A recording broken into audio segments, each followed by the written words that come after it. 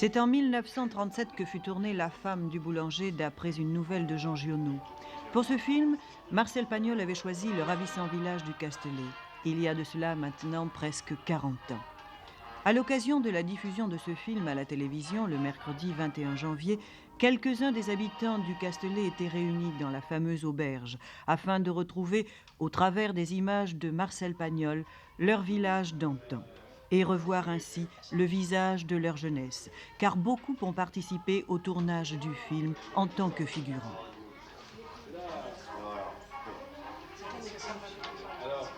Il y a dans la vie des choses curieuses, ainsi le cas de M. Acosano qui n'a jamais pu voir La femme du boulanger et pour qui cette projection va être une découverte, d'autant qu'il participa au tournage.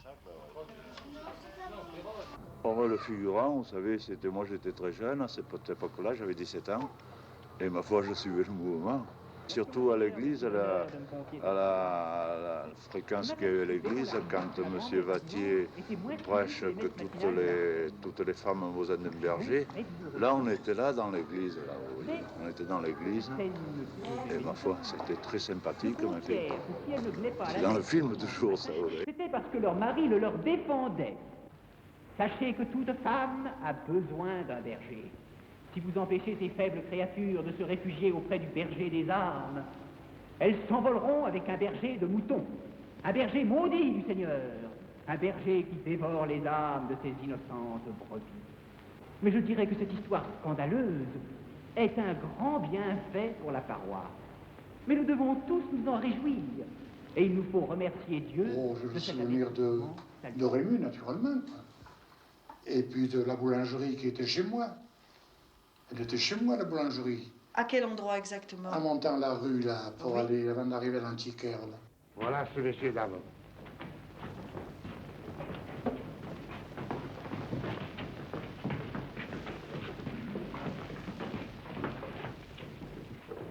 Et oui, pour M. Barthélemy, la femme du boulanger, c'est surtout Rému, avec qui il eut l'occasion de bavarder.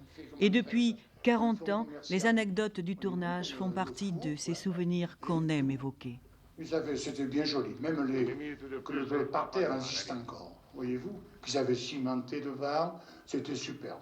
Alors, il faudrait lui dire qu'il y a un chien mort dans son puits, le puits du cercle. C'est qu'à sorte qu'il a vu tomber dedans. Si on ne le prévient pas, dimanche, il ne va avoir de séjour l'après-midi. Alors, il faut lui dire. Et pourquoi Cassot, il lui a pas dit? Ils sont pas. Ils sont partis. Ils se sont battus il y a 20 ans, au dimanche, alors de plus. Ils sont partis. Enfin, il va bien prendre l'apéritif au cercle le dimanche. Ah oui, mais il ne parle pas. Il commande à la bonne, comme moi. Parce que moi aussi, je suis passé avec le Casimir. Et pourquoi? Oh, ça vient de loin, hein. Dites-moi, l'arbre qui est derrière vous a un rôle important dans le film. Oui, il est très, très important. Il a été refait. Ils l'ont tout refait et il a été transporté dans les studios pour refaire les passages qui a été ici en studio. Oui, oui, c'est toujours le même. C'est toujours le même. C'est toujours le même. Blanc, blanc, blanc, blanc, blanc, blanc, blanc, blanc, la femme des boulangers. Il était très fatigant. Le bergero avec la guitare. Et belle ragazza. Viens garder les moutons avec moi.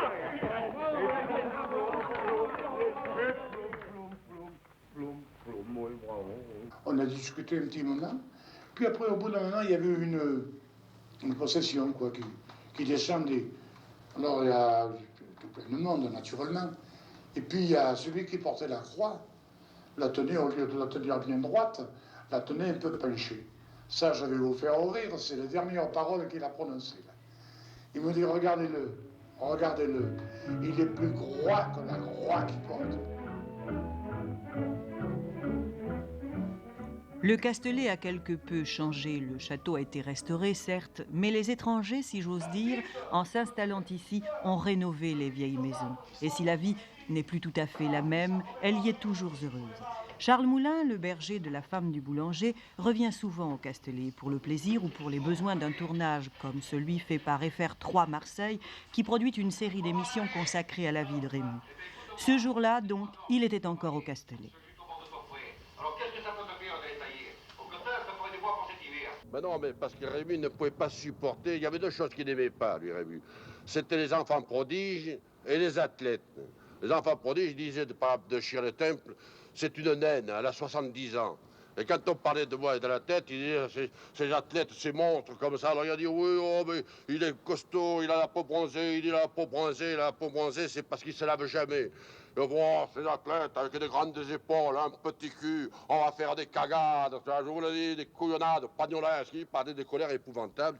Et ça a été le contraire qui s'est produit, parce que la première fois que Marcel Pagnol m'a amené à Rému, précisément ici, alors qu'il faisait des essais, eh bien, quand il s'est retourné, qu'il m'a vu, il m'a dit, oh, regarde, Marcel, tu m'as pas dit, ce berger, il est beau, il est costaud, il a plein la Manche, alors vous avez des arcades hawaïennes, au regard chaud italien, les pommettes espagnoles, moi, dans quel pays êtes-vous? Alors moi, je lui ai dit, je suis de Montélimar, et voilà. Ah, vous êtes du Nord, oh, il va falloir s'occuper de vous. Hein. Deux.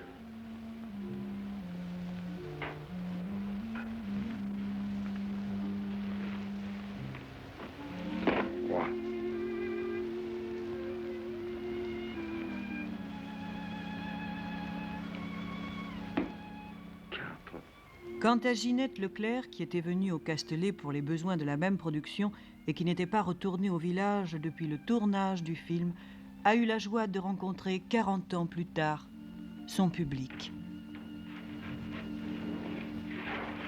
Et puis j'ai trouvé du public qui m'avait connu à ce moment-là hier. Alors ça m'a beaucoup émue. Une jeune fille, qui est devenue une femme, une petite gamine à l'époque, avait 14 ans, et qui m'a dit, vous savez, Madame Leclerc, je ne me suis pas dérangée pour De Gaulle, je ne me suis pas dérangée pour Giscard d'Estaing quand ils sont venus, mais je me dérange pour vous parce que vous avez changé ma vie, c'est-à-dire que vous avez orienté ma vie puisqu'elle n'avait que 14 ans. Alors je vais orienter sa vie, elle a épousé un homme de 20 ans de plus qu'elle. J'ai dit, est-ce que vous êtes heureuse? Il dit, oui, je suis très heureuse, mais je dis, voyez, moi je n'étais pas très heureuse, je suis revenue qu'après parce que la femme du boulanger était partie avec un jeune homme à l'époque. Elle m'a dit, ça m'a tellement émue et tellement traumatisée que j'ai épousé un homme de 20 ans de plus à cause de vous et j'en suis ravie. Je suis Madame le Marquis de Venelle, chef d'escadron à la retraite, mais paillard en activité. C'est vous dire que je suis très sensible à l'éclat de votre visage et que je vous suis profondément reconnaissant de bien vouloir être si belle. Tout ça, c'était plein de souvenirs. C'était difficile pour moi d'ailleurs parce que j'étais très jeune quand j'ai tourné La femme du boulanger. On était à peu près une vingtaine, 25, et nous restons 3. Alors je dis à ma mère d'ailleurs, je ne l'ai pas emmenée hier, mais ça m'a émotionnée. Si Marcel Pagnol et son équipe ont laissé un si agréable souvenir, c'est qu'ils s'étaient parfaitement intégrés à la vie du village, tant et si bien que cette histoire était devenue leur histoire. C'est un peu leur histoire, vous comprenez, le Castellet de maintenant, ça n'a rien à voir avec le Castellet d'avant, vous comprenez, ça pouvait très bien être le Castellet avec une seule boulangerie et avec un boulanger qui fait le pain, plutôt que de le faire venir à de 25 km. C'était leur histoire, c'était typiquement leur histoire. Alors, ils faisaient corps avec l'histoire et puis le sujet, puis j'avais pas l'impression que c'était un cinéma, que c'était du cinéma, que c'était du théâtre, que c'était... J'ai l'impression que c'était la vie. Et puis Rému, Marcel Pagnol nous avait mis la vie en nous. On était la vie. Il veut se saouler. Ça se défend. Ouais, mais il faudrait pas qu'il se tue. Et viens, Casimir, on va y parler. On va lui donner son perno, hein.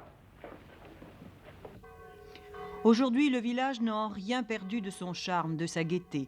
Et si les rues sont quelquefois désertes, c'est que chacun pris par ses occupations n'a malheureusement pas le temps de lézarder au soleil.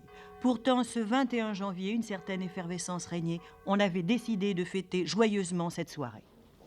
Jacques Ansen, que se passe-t-il ici ce soir? Vous voyez, on change le poste là parce qu'il ne marche pas. Alors, on a des problèmes, c'est un film maudit. Vous savez, La femme du boulanger, c'est...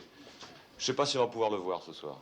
Ah ben j'espère que oui. En fait, qui avez-vous invité à voir ce film? Eh bien, la plupart des habitants du village du Castellet, dont certains ont fait de la figuration et ont participé au film de Pagnol. Je crois qu'il y a eu déjà une première mésaventure en ce qui concerne ce film. Eh oui, oui. C'est-à-dire que là, il y a, je crois, 2 ans ou 3 ans, ça a été 3 ans, oui. Ça a été programmé. Et donc tout le monde était prêt pour voir La femme du boulanger à l'auberge Castellane. Et juste au générique, panne d'électricité, mais uniquement dans le village du Castellet. C'est-à-dire que le village du Castellet a été le seul village en France à ne pas voir La femme du boulanger, alors que c'était le village où ça avait été tourné. Ils sont habitués à l'agréable. Tout le monde donc s'est installé pour regarder le film et 2 heures plus tard, c'est la fin du film, la fameuse scène de Pomponette. Je suis sûre d'avoir vu dans les yeux des spectateurs briller une larme. C'est après le château, oui. Il y a le centre du Joucas. Il y a le petit qui arrive, le petit Dolph. Ah, oui, la voilà, la voilà. Tu l'as vu? Tu l'as vu retourner? La Pomponette? Dis, garce, salope, ordure. C'est maintenant que tu reviens, hein? Oui, ça me rappelle beaucoup de choses, oui, surtout que j'étais beaucoup plus jeune. Vous avez retrouvé des gens aussi que vous connaissiez? C'est-à-dire, oui, j'en ai revu des jeunes, des petits jeunes, la sœur de Pirot, là, Virginie Arnoux. On la voit très bien, là, quand M. Rémus se saoule devant le bar. Là. Elle se voit bien reprendre, la petite fille. Ça vous a fait faire un bond dans le passé? Oh oui, oh oui, oui. Ah oui, alors. Et le pauvre Pompon dit, il s'est fait un mauvais sang de peste depuis hier. Il tournait, il virait, il te cherchait dans tous les coins. Il était malheureux comme les pierres. Et elle, pendant ce temps-là, elle avait suivi son chat de gouttière. Un inconnu, un bon à rien, un passant de clair de lune. Vous venez vous aussi de découvrir La femme du boulanger, mademoiselle. Comment l'avez-vous trouvée? C'était très bien. Je n'avais aucune idée de comment c'était ce film. Ni même comment pouvait être le Castelli il y a tant d'années. Regarde là, hein. Elle a eu l'assiette de lait de pauvre Pompon. C'est pour ça qu'elle est retournée. Elle avait faim et froid. Quelle est la scène qui vous a le plus touché, monsieur? Ah, je trouve que c'est surtout la dernière. Il vaudrait mieux repartir tout de suite. Ça serait moins cruel. Non. Partira plus. Plus jamais. Il n'a rien perdu ce film. Hein? Il n'a rien perdu.